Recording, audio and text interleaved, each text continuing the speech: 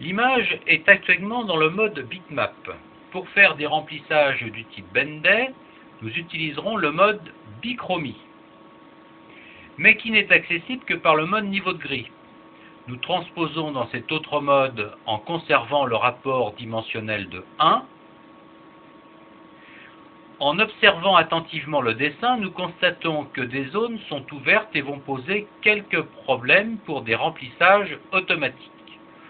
Pour fermer ces zones, nous ne touchons pas au dessin original qui doit garder l'intégralité de ses traits, mais nous pouvons créer une couche supplémentaire en utilisant la palette qui permet de dupliquer par une simple transposition l'icône de la couche principale. Sur ce dupli, nous pourrons donc fermer par un simple trait les zones ouvertes. En utilisant le crayon paramétré avec une forme relativement petite, nous fermons les surfaces pouvant donner lieu à des extensions de remplissage débordant les zones concernées. Le dessin original sera ainsi totalement préservé d'un trait supplémentaire non créé par l'artiste. Nous avons pris soin, avant d'observer toutes les possibilités d'ouverture de surface, que nous complétons par un simple trait. Ceci va donc nous assurer des surfaces totalement fermées.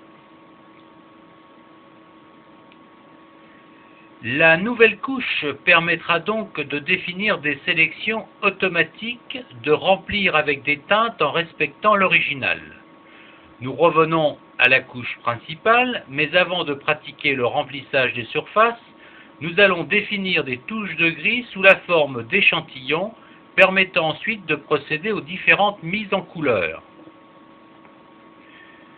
Nous utilisons l'outil crayon que nous dimensionnons à une valeur relativement forte et que nous appliquons dans un premier temps à une valeur de 25% de la teinte sur les zones chères. Nous appliquons ensuite une valeur de 50% sur les zones du fond de l'image.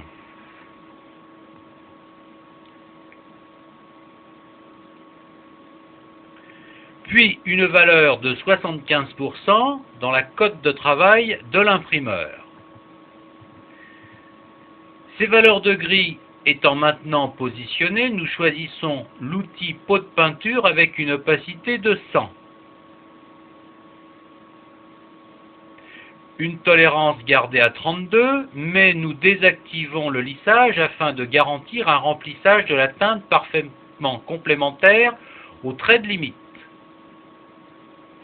En combinaison avec la touche Option et de l'outil pot de peinture, nous obtenons la pipette qui permet ainsi de prélever la teinte et de faire directement le remplissage dans la surface du dessin avec l'outil choisi.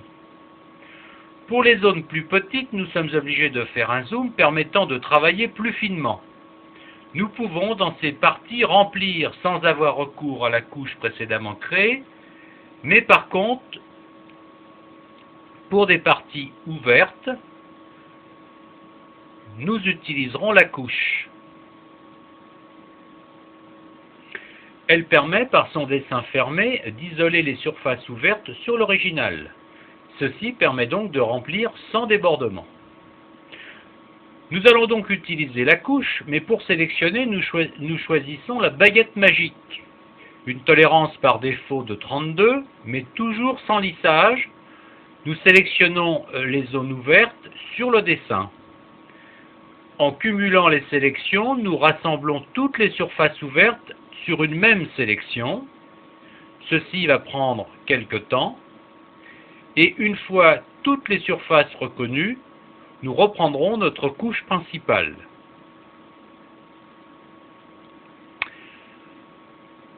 La dernière sélection est à faire.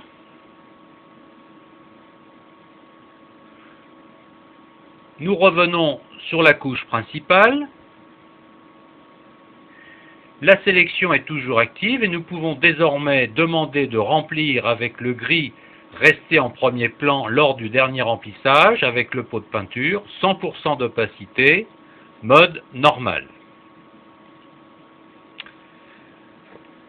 Nous avons ainsi tous les gris remplis dans notre sélection et nous pouvons désactiver l'action de la sélection.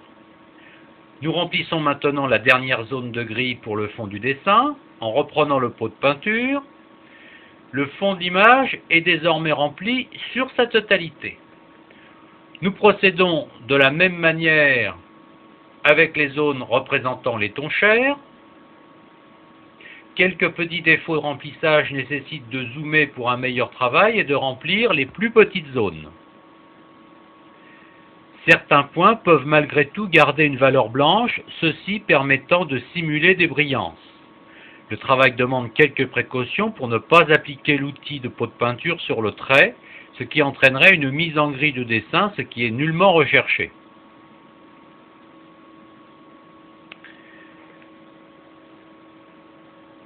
Le remplissage va être définitivement terminé sur les tons chers. Il reste maintenant à remplir pour les zones de dessin correspondant à la cote de l'imprimeur. Nous terminons les quelques petites zones de la chair et nous allons revenir à une taille de l'image plus globale. Avec l'outil pot de peinture, nous allons finir de remplir l'original.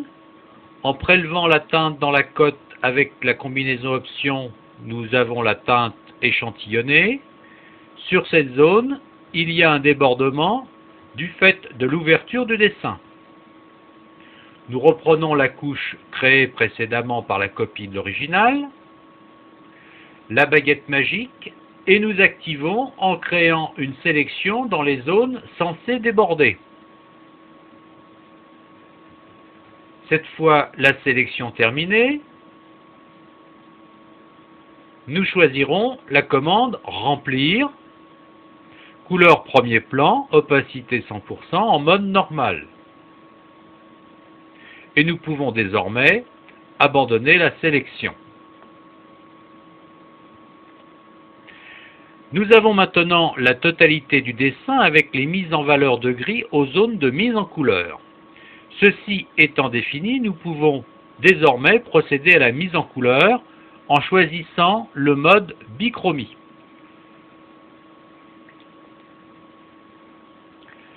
Nous prenons l'option quadrichrome, ceci afin de définir les 4 couleurs, et choisir à chacune des couleurs une teinte Pantone à l'aide du nuancier en cliquant tout simplement sur la zone de couleur. Nous donnerons une progression de 25 en 25%. La première couleur choisie pour la chair est le Pantone de référence 1635. Pour le fond, nous choisissons la référence Pantone 284. La cote de l'imprimeur, référence Pantone 354. Et le trait du dessin, référence Pantone 161.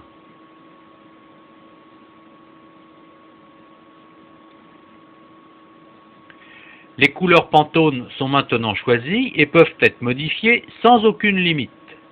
Nous devons maintenant définir leur zone d'action. Le rose correspondant au ton chair sera situé aux zones de 25%. Nous modifions le graphique en donnant une action de la couleur dans le paramétrage de 25%. Nous cliquons donc 0 sur tous les canaux, sauf entre 20 et 30% où nous appliquons 100%. La valeur de 50% sera réglée par la même méthode, en mettant 0 jusqu'au canot de 40, 100 au canot 50 et 60 et 0 sur au canot de 100. Puis la valeur de 75% également réglée sur le même principe. 0 sur tous les canaux, sauf sur les canaux 70 et 80. Enfin, la valeur de 100% représentant le noir, toujours selon le même réglage, en mettant 0 sur tous les canaux, sauf 95 et 100%. Nous avons donc défini 4 courbes avec des profils différents, représentant chacune une catégorie de gris de notre image et correspondant maintenant à une couleur Pantone. Nous avons donc, par le profil des courbes, procédé à une sorte de sélection manuelle. Nous pouvons désormais valider et visionner l'image mise en couleur. L'opération peut être commencée avec d'autres couleurs Et l'exportation vers un logiciel de mise en page permettra de récupérer et de séparer les couleurs Pantone créées.